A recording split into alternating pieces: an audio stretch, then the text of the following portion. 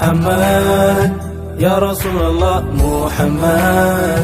سيهون دجالا نندما فانا خجالا حركة شوف جيرو جلالا محمد يا رسول الله محمد سيهون دجالا نندما فانا خجالا حركة شوف جيرو جلالا جيرون تو سيني نفتلتي دكنا إفنا بستي جالالان إفنا كبدي برسيسا داري نفتاتي. بسم الله الرحمن الرحيم. الحمد لله رب العالمين والصلاة والسلام التمان الأكملان على خير خلق الله محمد بن عبد الله وعلى آله وصحبه أجمعين. السلام عليكم ورحمة الله وبركاته. أهلا وسهلا ومرحبا بكم أيها الإخوة مشاهدين الكرام. كبجمو جالتم توتو بولوي ديان كينيا نغافي رحمن ربي سين رتاجرات بكم جرتنيتي ورنو داوچا جرتن الرس كوبين كينيا والبرك ابين سامنتي وكي امنتي غرغرا ولمدالو كومبير اند كونتراست غدو كومبير غوني غاري فلچوداف ديمنو قبنسيني ديان نجر اكوما يادتم يرو دب اكوما يرو دبري سغنتا وان غرغرا چانال كين بونس دين تيو دين كينيا وكي امنتي كينيا ولين بونسو جامو irratti qabannee isinii dhiyaachaa dhufu. Isinis immoo bifa gaariidhaan like, share, subscribe gochaa akkuma turtan arras nu jajjabeessuu keessanii koomentii yaada garaagaraatiin nu bira akka dhaabbattan abdii qabna. Jaalala obbolummaatiin sin gaafanna. Kanuma ta'u wajjin mata dureen har'a qabannee isinii dhiyaannetu jira. Mata duree saniin dura seenutti immoo yeroo dabre keessatti waan baranne namuu ni yaadata jennee amanna jechuudha. Sunis waa'ee mu'jizaa yookiin immoo karaamaa yookiin raajii yookiin dinqii ambiyoota cufaa akka nabi Iisaa qofaaf dinqiin hin kennamin yookiin raajiin hin kennamin laallettu. Rabbiin subhaanahu wa ta'aalaa yeroo ergamtoota ergee jiru mu'jizaa jechuun dadhabsiisaa jechuudha. Dadhabsiisaa hogguu jedhamu waan arkitee ilmi namaa fedha rabbiitiin yookiin hayyama rabbiitiin yoo ta'e malee ittiin dhufuu fi raawwachuu hin dandeenye jechuudha. akkasitti ka rabbiin subhaanahu wa ta'aalaa yeroo ergamaa kamuu ergamaa rabbii wanti erguuf argitee litukhrija annaasa min adh-dhulumaati ila an-nuur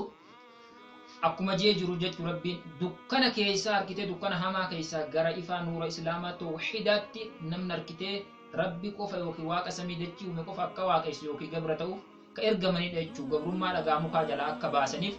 wal miidharraa akka namni fagaatuuf ergaman jechuu. kanaaf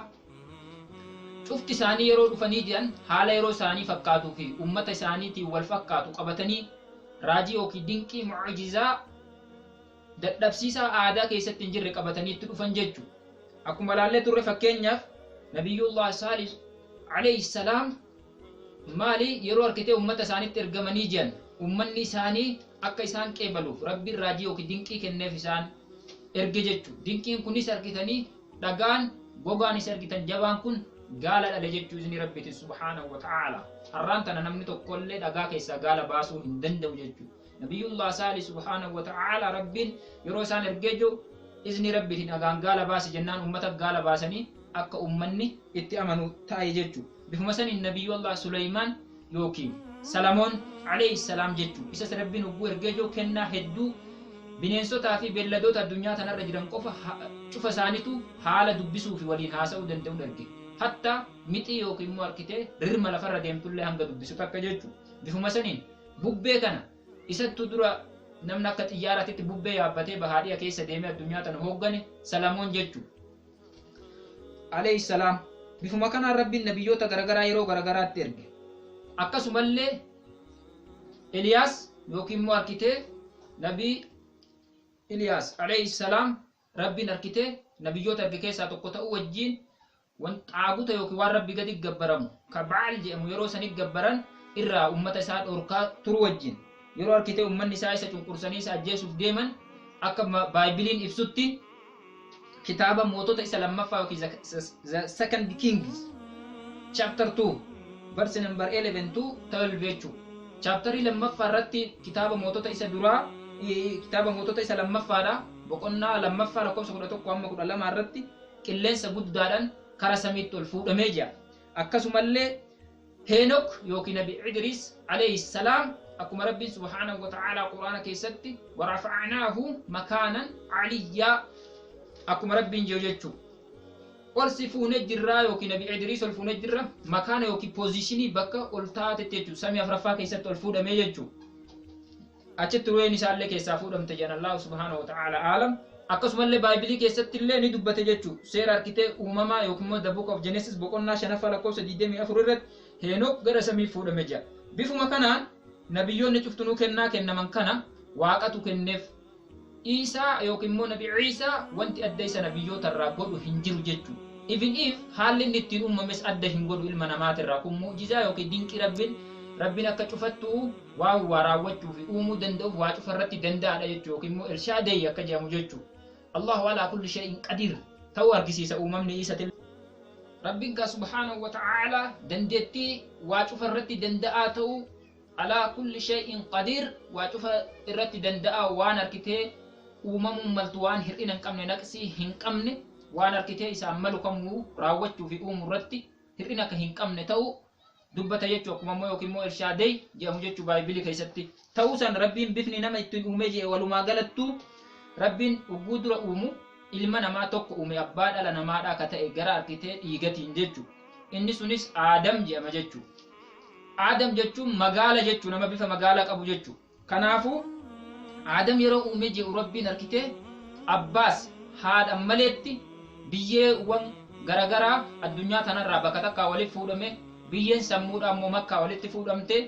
ergasii Rabbiin harkitee harka isaatiin tolchee Aadam uume jechuudha. Eegasii ruuxii isa biraa taate uumamtu itti afuufe eegasii nama ta'ee argame bashar ta'e jedheen. Aadam abbaa fi haadha illee hin qabu bifa saniin uumame namni duraa Aadam. Eegasii immoo isarraa Hawwaa yookiin immoo Hawwaa yookiin immoo Heewaan ka jedhamtu akka Baayibiliititti isiirraa uume haadha dhala namaa cufaa'uu kataate jechuudha. Isillee ka uume annisaa'u shiqaaqu rijaal akkuma jedhan jechuudha. Dhalaan fottoo isaa dhiirate akkuma jedhan cinaacha isaa bitaarraa uume. Isinis immoo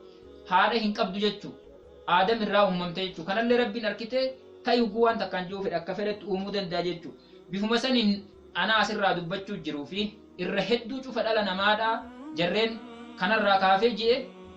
hariiroo walitti dhufeenya maatiitiin yookiin immoo haadhaa fi abbaatiin argamne jechuudha. Walqunnamtiidhaan walitti dhufu haadhaaf abbaatiin jidduu saniin ilmi namaa dhalatee argame jechuudha. Kunillee bifa Rabbiin itti uume jechuudha. Kanallee maleekaan gaaf guyyaa 120 gahee eega uumamee jedhe gadaamessa keessatti ramadamee jiru itti afuufee akkasitti nama taanee argamne jechuudha. Bifuma saniin Nabiyyullah Ciisaa alayhi salaam abbaa maletti haadha qofarraa Maariyaam bintu Imraan intala jedhamtu haatisi immoo Hawwaa kataate achirraa harkitee Maariyaam eega uumamte jettee Haannaa kataate irraa abbaa isii Imraanii fi haadha isii Haannaa kataate irraa uumamtee jette isiirraa immoo Ciisaa alayhi salaam Rabbiin ergamaa Jibriil yookiin Gabri'eel jedhamu itti ergee afuufe isan itti Jibriilitti afuufe afan. Ugu Jibriilitti afuufee jecha sanii Rabbiin nama ta'e argame jeeni nama ta'e gadaamessa keessatti bakka namni dhalatuun dhalatee argamee nyaatee dhugee jiraatee waan namni sirra raawwate malee ugguu kan Rabbitu gadaamessa seenee achirraan dhalatee bifa namaatiin gad of qabee of xiqqeessee tumamee cafaqamee wanni jedhu kuni soba jechuu eege samii bahellee akkuma Wangeela Yohaannis boqonnaa 3 lakkoofsa 13 irratti inni samii bahe sun illee nama jiru samii bahe sun illee nama jechuu eegasii immoo harkitee akkuma suuratu Zukhruf boqonnaa 43 lakkoofsa 61 irratti wa innahu la'ilmun lissaa'aa akkuma jedhu guyyaa qiyaamatiif inni harkitee mallattoolee keessaa tokko akkuma jedhu dhufee ni jiraatee ni du'a jechuudha malee wantoonni isa kara waaqessuutti isa geessu ilma waaqaa isa taasisu hin jiru. Har'aan tana immoo al-yawm yookiin har'aan tana guyyaa kanatti wanti nuti qabannee dhufne iccitii dhugaadhaa ka harkitee Baayibil yookiin immoo macaafa qulqulluu keessatti awwaalamee dhoofamee jiru yookiin immoo maxaafota addunyaa tanaa kitaabota amantii dookimantarii keessatti dhoofamee jiru jechuudha. Inni suni maali yoo jenne dhugaa Islaamaa Baayibil keessatti fi kitaabota biroo keessatti illee dhoofamee jechuun sunka dhugaan Islaamaa akkaataan salaataa, akkaataan zakaa, akkaataan soomanaa, akkaataan hajjiidhaa, akkaataan wuduu'a yookiin itti godhanii dhiqannaa qaamaa kun guutuun kitaabota Islaamaa qofa osoo hin ta'in kitaabota dookimantii biroo keessattis ni argama. Isa keessaa immoo ijoon bu'uurri amantii Islaamadha. dhala namaatiif cufa ergamaa boodaa godhee rabbiin isa erge nabiyyallah Muhammad salawaatu rabbi wassalaamu alayhi jechuu waa'ee isaaniitti wajji dubbanna jechuu baayibilii keessatti irra waa'ee nama tokkoo dubbachuu fi kaasuun duratti gaa hidda dhalootaa namni kun nama eessatii akka jedhamu hubachuu fi beekutu barbaachisaa jechuu nabiyyullah Muhammad salawaatu rabbi wassalaamu alayhi isaan mee'een eessa hiddi dhaloota isaanii isaan dubbachuudhaaf duratti waa'ee nabiyyullah Ibraahim beekuun dirqama nurratti ta'a jechuu mee xiqqeessinee kaaseenan akka galaanatii ni ballata keessais ba'uu dadhabnu qabxii ijoo fi bu'uura taate nama harkitee akka dubbisuu fi akka laaluuf itti akeeknu ni dubbanna jechuu waa'ee nabiyyullah Ibraahim nabiyyullah Ibraahim alayhi salaam iddoon isaan itti dhalatanii jedhan biyya Iraaq magaalaa Uuru jedhamtu keessatti dhalatan jechuu achitti dhalatanii abbaan isaanii nama yookiin ba'aalii yookiin immoo taabota yookiin xaaguta harka isaatiin tolchee gurguru turan nabiyyullah Ibraahim umrii dhaloota isaanii amata 14 irraa kaasanii yaada kana mormuu fi qeequu eegalan jechuu diduu eegalanii yeroo kanatti abbaan isaanii kun yaada mucaa kanaa jibbee jennee itti roorrisee jennaan bifuma kanaan abaarsa guddaa fi harkitee biyya hanga isa baasuu fi ajjeesuu isa tumuu kana irratti karoorfatanii turan abbaan isaanii akkuma rabbiin subhaanahu wa ta'ala suuratul an'aam boqonnaa 6 lakkoofsa 74 irratti abbaa isaa Aazaar jedhee dubbate jechuu Aazaar kuni taabota akka naggadaa ture eegas immoo ilmi kana balaaleffannaan yookiin biyyaan si baasa yookiin dhagaanee siruu kutaa jedhanii mootummaa yeroo sanitti illee ture Numruus ka jedhamu ka waaqaan yookiin rabbi ofiin jechaa turellee nabiyyullah Ibraahim irra roorroo guddaa godhaa turan nabiyyullah Ibraahim hanga ibiddatti illee darban takka irratti raawwatanii ibiddillee isa gubuu dadhabe jechuun ni rabbiitiin jechuu bifuma saniin biyya san keessaa daawwan isaanii qeebalamtii dhabdee roorroon itti ammaattee jennaan kara biyya Falasxiinitti godaanan jechuu yeroo nabiyyullah Ibraahim godaanee jiru bifuma kanaan ammas kara biyya mootii Masrii yookiin immoo Al-Aziizitti godaanan yeroo achitti godaananii haadha warraa isaa wajjin jiran biyya san keessatti isaa fi haadha warraa isaa san malee namni muslimaa yookiin rabbitti amane hin jiru jechuu achumaan bifa sanillee fatanaa guddaa fatanamee booddee fatanaa sanillee rabbiin jala baasee mootiin biyya Masrii Al-Aziiz jedhamu kun badhaasa isaa kenne jechuu gabrittii biyya Masrii kataate dhalattuu biyya Masrii kataate hiddisii hidda Kuush kataate akkasitti Haajaraa intala waaqodhaa nabi Ibraahimii mootiin Masraa Aziiz jedhamu bifa tajaajiltuu taatuun ka isa duraan tajaajilaa turte nabiyyullah Ibraahimii badhaasa kennee nabi Ibraahim alayhi salaam fudhatee gara iddoo irraa dhufeetitti gara biyya Shaam kanatti deebi'e jechuu innaa kana yeroo deebi'ee jiru haati isaa duraadhaa masheena waan taateef yookiin immoo aaqira waan taateef ilma irraa harkachuu hin dandeenye waggoota dheeraa ka waliin turanii jiran jechuu saarrarraa ishee immoo gabritti biyya Masriitti irraa fudhate yookiin tajaajiltuu isaa tanarraa eeganaa eega waliin dhufanii jedhanii booddee ilma irraa argate jechuudha fedha rabbiitiin subhaanahu wa ta'ala ilma isaa hangafaadha maqaan isaa Ismaa'iil jedhamu alayhi salaam akka baayibilii irratti ibsutti Ismaa'iil jechuun waa'ee nu dhagee yookiin rabbi nu dhagee jechuudha ilma akkasitti nabi Ibraahimii dhagahee ilma inni kadhate kanneef jechuu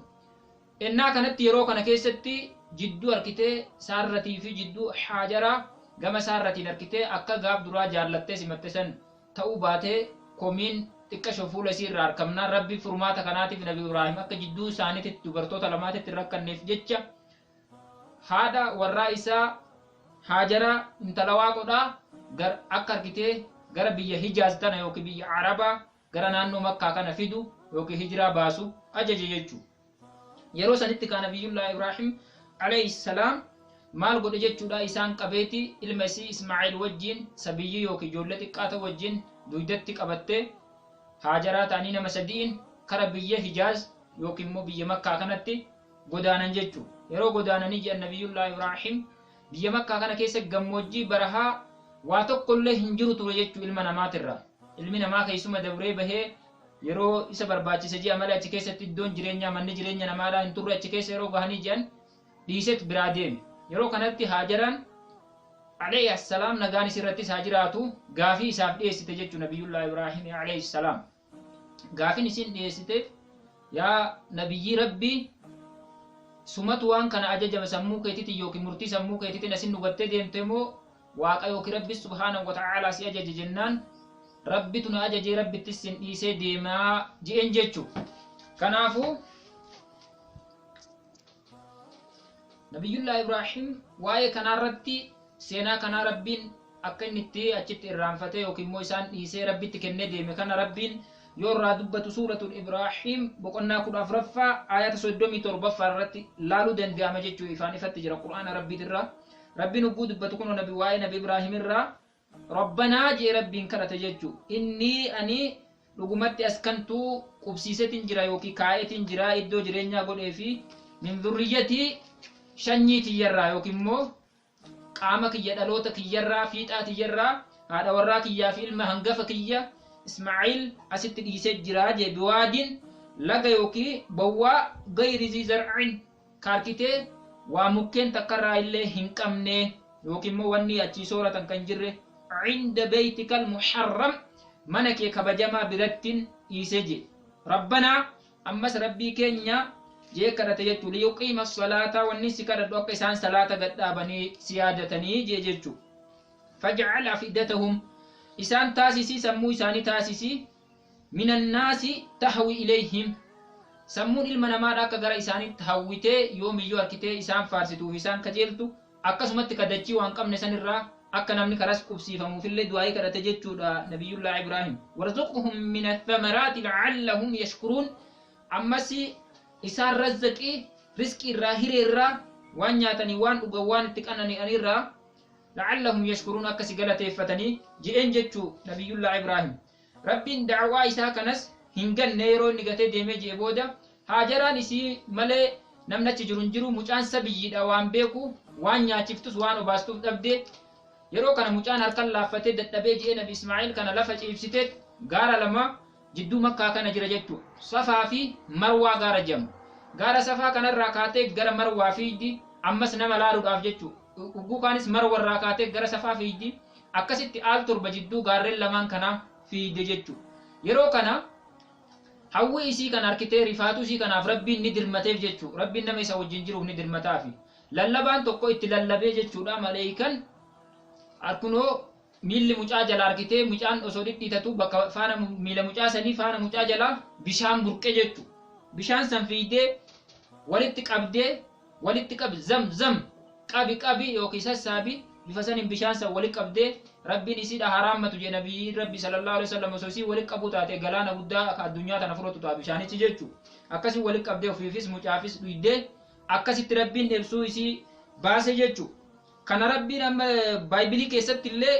hayni hanga fedhellee ta'u ni qallata malee hin dhokatu akkuma jedhan seera uumamaa yookiin the book of Genesis boqonnaa 21 lakkoofsa 14 hamma 21 irratti seenaa kana bal'inaan gabbuutanii laaluun ni danda'ame jechuu dhalli namaa kamuu bifuma kanaan Nabi Ibrahim yeroo booddee turee ammas isaan daawwachuuf isaan ziyaaruun dhiifne haadha warraa jidduu lamaan deemee ziyaaraa ture jechuu biyya Hijaaz kana keessa ammas saarraa bira dhaqee karaa tokkos gara Haajaraatti deebi'a yeroo deebi'u kana amata 14 booda eega Nabi Ismaa'il dhalatee amata 14 gahee jedhee Nabi Ibrahim amata 100 gahee jedhee booddee saarraa illee eega maleekonni itti dhufanii jedhanii booddee rabbiin harkitee ilma Ishaaq jedhamu saarraa illee isaaf laate jechuu Ishaaqin eega isaaf kennee jedhee booda ammas bifuma kanaan yeroo mucaan kun Nabi Ismaa'il amata 14 gahee jedhu gamanas deebi'ee ziyaaraa dhaawguu iddoo Makkaa yookiin immoo Bakkaa jedhamu kana dhufee jedhu Nabiyyallah Ibrahim yeroo ziyaaraadhaa kara Makkaatti deebi'ee jedhu kana manaama arkee jechuu manaama arkee mucaa isaa ka isa jala fiffiigee beeytillee wajjin jaaran kana mana isaa manaamatti arge manaamni ambiyootaa yookiin immoo abjuun ambiyootaa yookiin ergamtoota wahiidhaa jechuu akkuma ergamaan rabbi ru'yal anbiyaa wahyuun manaamni ambiyootaa wahiidhaa yookiin immoo dhaamsa beeksisa rabbii biraa ta'e jechuu manaamni kunis maali manaaman arkitee rabbiin ka mucaa isaa kana umrii arkitee silaa inni carraaqqii hojii jala fiffiigu xiqqaa kanatti qalu arkee jechuu yeroo kana dubbiin manaamni ulfaatadha mucaadhaaf himee jechuu bifuma kanaan maal akka ta'e kun na wajji ilaaltan jechuu na dhaggeeffadha amma yeroo kanatti mucaa kana wajjiin rabbiin arkitee yeroo tana ijaarsa Kaaba irra yookiin immoo beeytii mana Rabbii kanarra jiran jechuudha. Beeytiin akkuma beekamu mana harkitee Rabbiin addunyaa tana guutu tokkummaa namaatiif dhala namaa gurraacha adii itti walitti qabuudhaaf namni harkitee hundeen dhala namaa tokko ta'uudhaaf addunyaa tanarra bakka gabbartiisaa ta'u kaa'edha jechuudha. Seentara addunyaa ka godhe jechuudha. Dhagaan beeytiidhaa kuni samiidhaa buufamee jannata keessaa dura adiidhaa eegasii dilii fi cubbuu namaatirraa ka'ee bifa kana ta'e jechuudha. Osoo kan harkitee dhagaa bu'uureffamee dhagaa bu'uuraa maleekotaan kaa'amee samiirraa jiru kana eegasii Nabiyullaa Ibraahim akka irratti dabalee ijaaru Rabbiin ajajee mucaanis jala fiffiigee dhagaa guuree ji'u jechuudha. Waliin jiranii manaama kana argee manaama kana bifuma harkitee itti ulfaatuun mucaarra fide jechuudha. Nabiyullaa Ibraahim alayhi salaam عليه وعلى نبينا أفضل الصلاة وأتم التسليم ربي في جتة كواقف جتة واحد دو دبي جتة أبا إسا أرغتي آزار جأمول ندبي غوسا إسا ندبي أمتا إسا ندبي بيجي إسا كيسا به بيجي نما كيسا تدررمي چنكمي كناف ربي نيس إسا جالتي فلتي بفما كان نما جالتي ربي ني قرآني فتنا جتة بود مو إني مال جيه كالتي توري ربي حبلي من الصالحين يا ربي إذا كان مرة كنو أكاتا غوسني كي نجيبته دين كناف ربي في جت شركته سيف جت نجيبته أنا إفبرا إلمان غاري نافكر نجيه كرته ربي نكسوما إلمانك إسحاق إفي إسماعيل كان كنف جتشو بود منام كان كيستي مال جي ربي سورة الصافات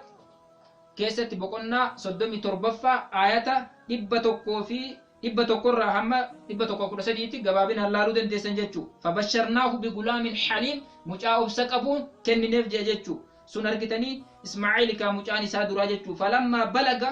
معه السعي يرو إني نبي إبراهيم وجين أركته يرو فلما بلغ معه السعي إسا وجين جهه السعي يجون أمري الراكي واج الراكو أما تقول ويكس يرو إني جهجه قال يا بني يا إلمك يجئن نبي الله إبراهيم جتي إني أرى في المنام منام كيستي سي أرجع جين جتشو أبجو كيستي سي أرجع أني أصبحك كنيس قالوا سي أرجع جين فانظر ماذا ترى مال فانظر ميلا لماذا ترى مال قرتمي مال سفكاتا واي منامك إياكم ميتين تلي قلال جين منام نبيوتا منامك كينيا كنامي منام رقاته وجين جتشو قال نجي مجان الله يا أبتي يا أباكي يا أبو يا أباكي افعل ما تؤمر والرب نتسي أجج منامني كي منام رقاتي منام أنبياء وان تاتف افعل دلق ما تؤمر وان اتأججمت نقلو كان وما نقل جين ستجدني إن شاء نارجت إن شاء الله فدربت النارجت من الصابرين كانين أوبسون نارجت وما قال مكي كان جنان هيك فلما أسلم جر لتشو مجان نبي إبراهيمس قال ما كان كربين قال مجاك هجيني فتني كان نكبل نبي إسماعيلس أكا جولة أما وصوتات أبو مسنوني أجيفتي وكي بيا بقت ملء كنامي وانك قلما دي ستي وانما ميشل لفان كافتو جتشو أبادا كنامي تيني فرطني قالوا ما قلما كناو هيه يغربين كي يجي فرط يا أباك يجي وقو جر لتشو أركا كنني فرطن جي وتله نجيب سجي المساكن نجيب نبي إسماعيل نجيب نبي إبراهيم للجبين فولا ساتين غرغرتي جيب فولا كيس أولالا قالون التلفاتف جيب سجيتشو يرو كان مو ربي فتنا قد مال ربين قلما فنما هنكوب بيسو نما هنديه سجيتشو akka warri kun ilma isaa tokkicha je'u miti ilma namaatu yoo qalamuu hin ayyamu rabbiin jechuu bineensota birootu seeraan ala qaluu fi ajjeesuu waan hin danda'amne amma kunoo yeroo dubbatu rabbiin maal jedha wanaadeynaahu ubbuu kana ittiin lallabanii waame jedha nabi ibraahimin ayyaa ibraahim jedheetiin waame jedhe qad saddaqta ru'ya manaama kee dhugoomsitee jirta waan anjee qaalii goote jirta inna kadhalika najzil muhsinin nulle sababati qaalii nu goote ajaja keenya fudhatteef anillee jazaan si deebi yookiin mindaa si kafala jeen inna hadha lahu wal balaa'ul mubin kun fatanaa ifa galaadha jee rabbiin subhanahu wa ta'ala bodde وفديناه بذبح عظيم وفديناه جتم فداء الراغون وريغم الراغون بكنا بس أكسر ربي سبحانه وتعالى سورة الصافات كان كيستي آيات برا حما إبافي كل سديتي وقبوتني لالتنكا أما آيات نرجر أكو دبچا جرتي آيات إبتكو في التربة رجل رجتشو وفديناه بذبح عظيم جتشون فداء الراغون يوكي وريغم الراغون يوكي آرسا الراغون بك علمك قال جنة سفتن سن نوتي أركتي اسم لالو في سفتن ملجي ربي سبحانه وتعالى علمنا ماتمي وانت براوك قلمو هنيم ربي جتشو كنافو يو بكسني مالبو من جتشو بذبح عظيم هولا يوكي مو كبشا عظيما هولا قداك amata 40 yookiin waggoota 40 jannata keessatti qallabame rabbiin harkitee nabi Ibraahim cinaatti dubbi godhetuma gabbuuse nabi Ibraahim bakka sanii bakka nabi Ismaa'il san hoolaa san qalee jechuu watarakna alayhi fil aakhiriin akkasitti dhiifne je sunnaa goonee hambifne karaa goonee hambifne fil aakhiriin warreen booddee isa booddee dhufan keessatti illee je jechuu fakkeenyaaf ayyaana musliimotaa yookiin ayyaana keenya keessatti alhamdulillah ayyaanni beekamaan rabbiin musliimotaa kenne lama jechuu iidul fixrii fi iidul adhaa jechuu iidul adhaa keessatti yeroo baay'ee ni qalama yookiin immoo harkitee uhudiyyaa jedhanii jiran jechuu uhudiyyaan kunoo sunnaa nabi Ibraahim kana jechuu bakka nabi Ibraahim rabbiin subhaanahu wa ta'ala hoolaa samiidhaa buusee je'ee qalamusan sunnaa ta'ee nu keessatti illee afaan gaarraa guyyaa iidul adhaa hoolaa fi wantoota biroo qallee akkasitti ufiifis qoonnee ummata ollaatiifis qoonnee wajjin nyaanna jechuu akkasi sunnaa goonee hambifnee jechuu salaamun alaa Ibraahim nageenyi Ibraahim irratti haa jiraatu inni nama nagee haati nama nagee har'an nageenyi haa jiraatu jee rabbiin kadhalika najzil muhsiniin akkasitti jazaa yookiin mindaa warra qaalii keenya godhee ajaja keenya fudhatee kafallaa jee rabbiin subhaanahu wa ta'ala innahu min cibaadina almu'miniin inni gabroottan mu'minaa warra nu dhugoomse irraa tokko je wabasharnaahu bil ishaaq isaaqin illee isa gammachiifne je rabbi subhaanahu wa ta'ala eega nabi Ibraahim gaafa amata 86 ilma isaa Ismaa'iil jedhamu Haajaraarraa isaaf kenne eega ammallee amata 14 san booda jechuu eega nabi Ismaa'iil amata 14 gahee jee booda gaaf nabi Ibraahim amata 100 gahutti isaaqin kenneneef jee kun aayanni kun nabi isaaq nabi Ismaa'iil booda ta'uu mirkaneesse jechuu nabiyyan min saalihiin nabiyyi dhalle warra waan gaggaarii dalagurlee irraa je وباركنا عليه إسرت بركة قوني بركة إسرت قوني جرا وعلى إسحاق إسحاق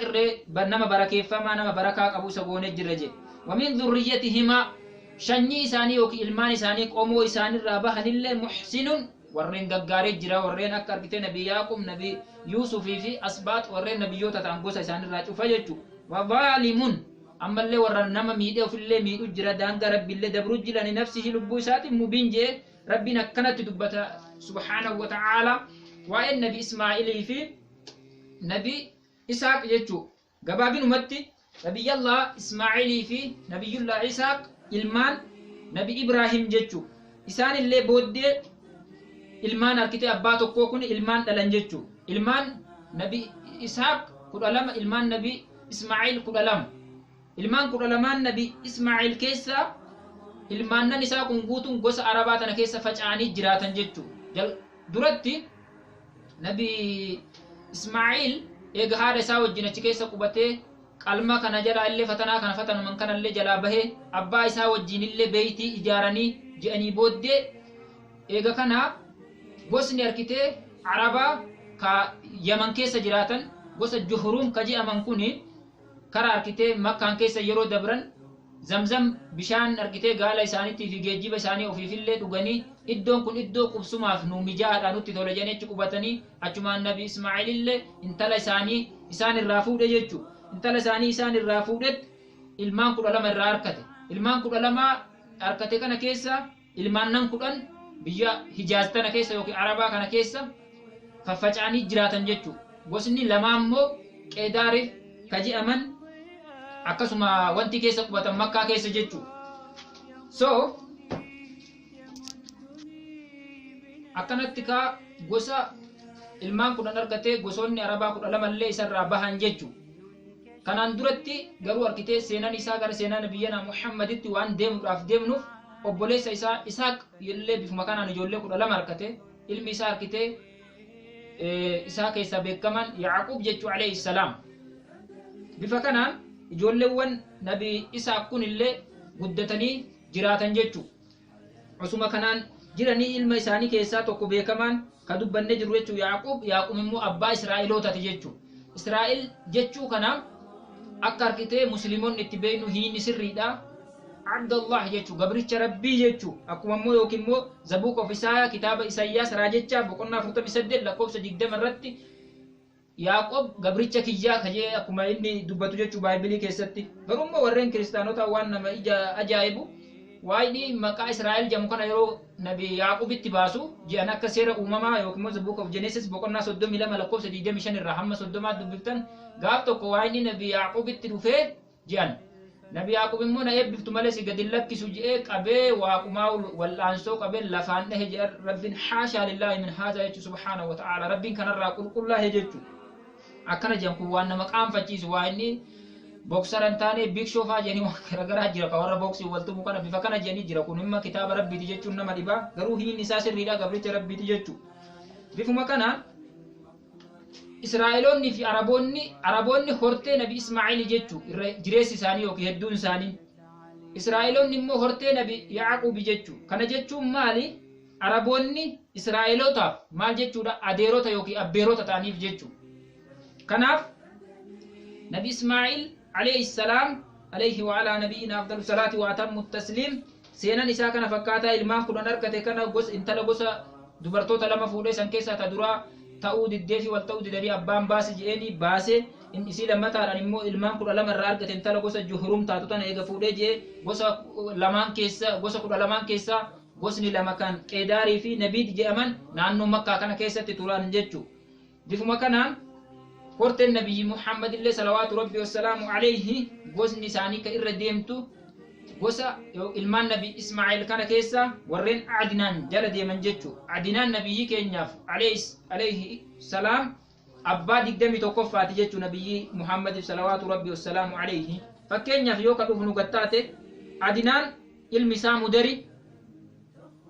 Mudar ilmi isaa Iliyaas ilmi isaa Kinaana ilmi isaa Abdulmanaaf ilmi isaa Haashim ilmi isaa Abdulmuttalib ilmi isaa Abdullah ilmi isaa Nabiyyuna Muhammad salawaatu rabbi wassalaamu alayhi isaani jechu. Kanaafummoo hanga Nabi Ibrahim ga'utti jidduu Nabi keenyatii fi Nabi Ibrahim gidduu naannoo arkitee abboota 60ti jechu.